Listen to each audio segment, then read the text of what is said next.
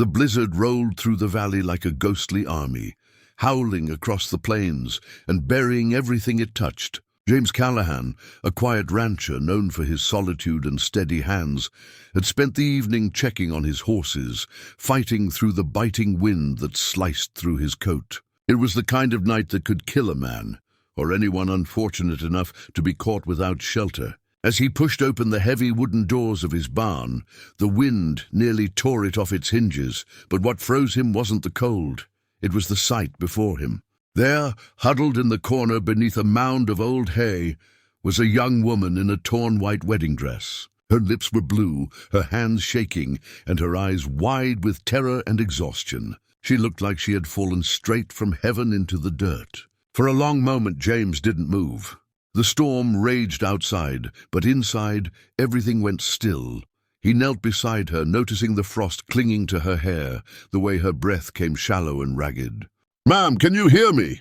he asked, softly shaking her shoulder. She tried to speak, but her voice came out broken. "Please, don't send me back."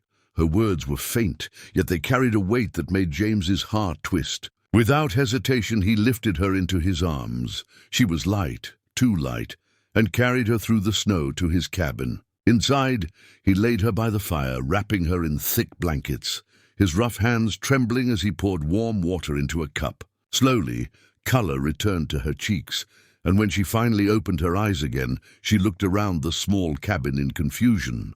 "You're safe," James told her gently. "You're at my ranch." Her name, she said after a long silence, was Clara. She had been married that morning to the son of a neighboring rancher, a man who had promised her family land and wealth. But as soon as the ceremony ended, she realized she'd been nothing more than a pawn. Her new husband had drunk himself into a rage and, calling her a burden, thrown her out in the middle of the storm. She had walked miles, barefoot and broken, before finding shelter in James's barn. Listening to her, James clenched his jaw, fury flickering behind his calm eyes. "You could have died out there," he muttered. Clara gave a hollow laugh, her voice trembling. Maybe that would have been easier. Over the next few days, the storm trapped them together. James kept the fire going, cooked for her, and tended to her frostbitten hands. Clara began to see something in him, kindness, patience, and a quiet sadness that mirrored her own. Each morning, she would watch him through the window, feeding his horses or chopping wood, his coat dusted with snow, his breath forming clouds in the cold air. He spoke little, but when he did, every word seemed to mean something. "The world can be cruel," he said one evening as the wind howled outside, "but it doesn't have to stay that way." Clara's eyes glistened in the firelight. "Why are you helping me?" she asked. He looked at her then, his expression soft but unreadable.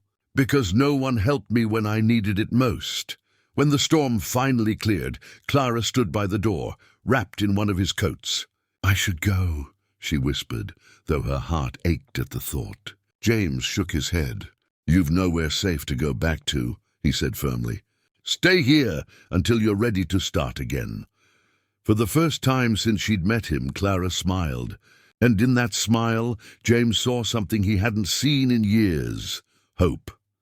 Weeks passed, and the harsh winter slowly loosened its grip. The ranch began to wake again. The horses pawed at thawing earth.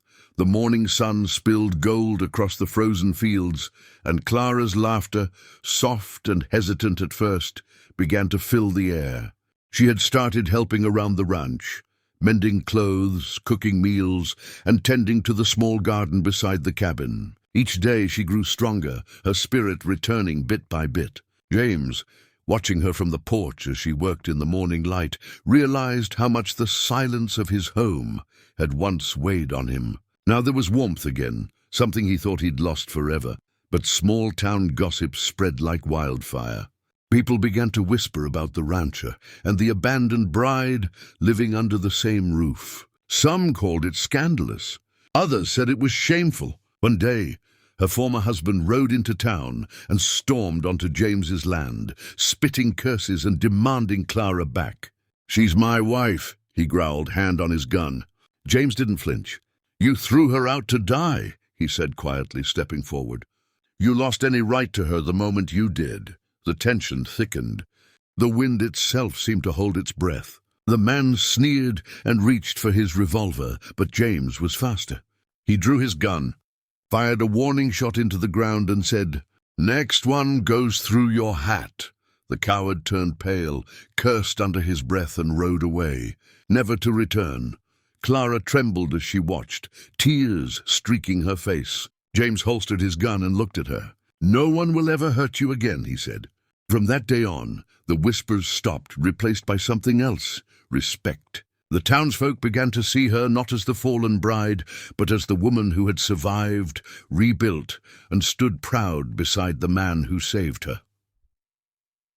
Spring arrived in full bloom. One morning, Clara brought James a simple gift, a hand-sewn shirt, rough at the stitches but made with love.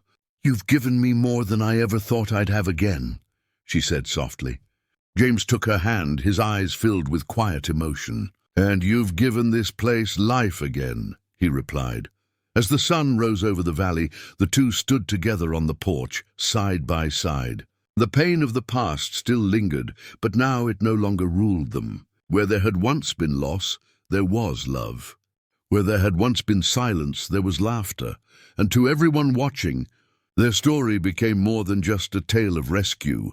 It became a testament to the power of kindness, redemption, and second chances.